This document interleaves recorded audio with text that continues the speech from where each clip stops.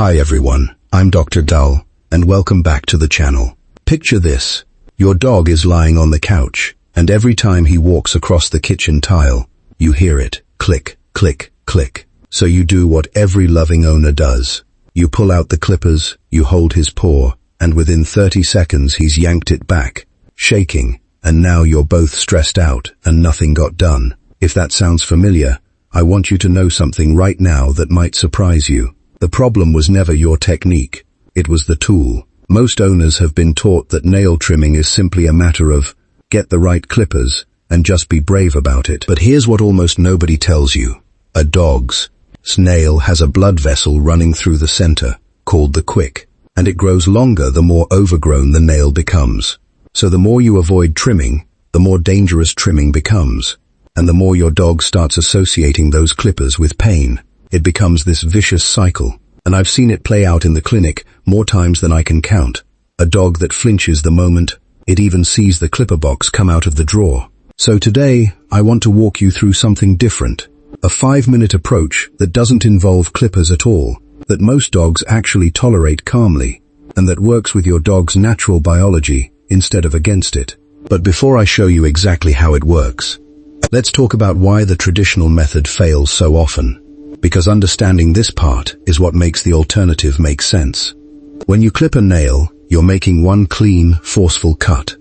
If you misjudge where the quick is, and even experienced groomers misjudge it on dogs with dark nails, you cause a sharp, sudden pain and bleeding that your dog will remember for months. Some dogs become so anxious about nail trims that owners end up needing sedation just for a basic grooming appointment. That's an extreme response to something that, frankly, doesn't need to be that dramatic. The alternative I'm talking about is a nail grinder, sometimes called a Dremel-style tool, used in a specific 5-minute routine rather than one aggressive session. Instead of cutting the nail in one motion, a grinder gradually files down small amounts of the nail's surface, which means you can stop the second you see a small gray or pink dot appear in the center of the nail. That's your signal you're getting close to the quick. And it gives you a built-in warning system that clippers simply don't offer. Here's the 5-minute part. You're not doing all 4 paws in one marathon session, especially not at first. You do 1 paw, maybe 2 nails, reward with a treat, and stop. The next day, another paw.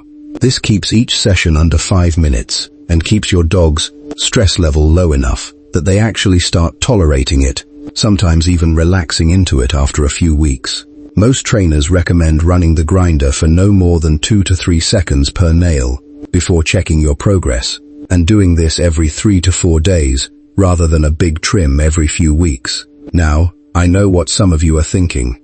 My dog won't even let me touch his paws, let alone put a spinning tool near them.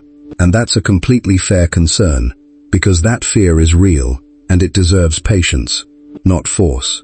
Start by simply turning the grinder on near your dog without touching his nails at all, just letting him hear the sound while you give treats. Do that for a few days before you ever touch a nail to the grinder. This desensitization step is the part almost every guide skips, and it's honestly the most important piece of the entire process.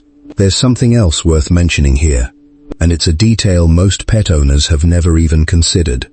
Regular walks on concrete or pavement naturally file down a dog's nails simply through friction. Dogs that spend most of their time on grass or carpet tend to develop overgrown nails much faster, not because their owners are neglectful, but because their environment isn't doing any of the natural wearing down for them. So part of long-term nail health isn't just about trimming. It's about giving your dog regular time on harder surfaces too. I do want to be honest with you about limitations, because I never want to promise you a miracle fix. Some dogs, especially those with anxiety, past trauma, or certain paw sensitivities, may need a slower introduction over several weeks rather than days. And if you ever see bleeding that doesn't stop within a few minutes, or your dog's nail looks cracked, split, or infected, that's not a home care situation anymore. That needs a veterinarian, not a grinder. Overgrown nails that have curled into the paw pad also require professional attention, because at that point, Trimming alone can cause more harm without proper technique.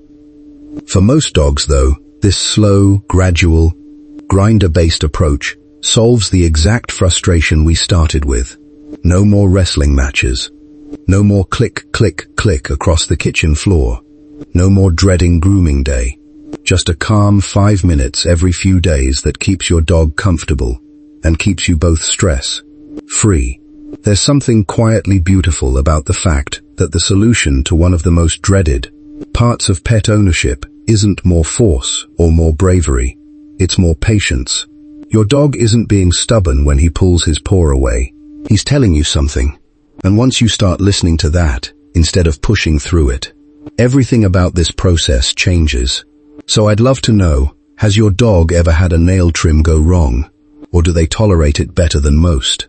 Tell me in the comments, because I read every single one, and it genuinely helps me know what to cover next. If this helped you, give it a like, so more anxious pet owners can find it.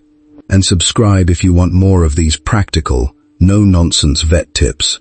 Until next time, take care of those paws.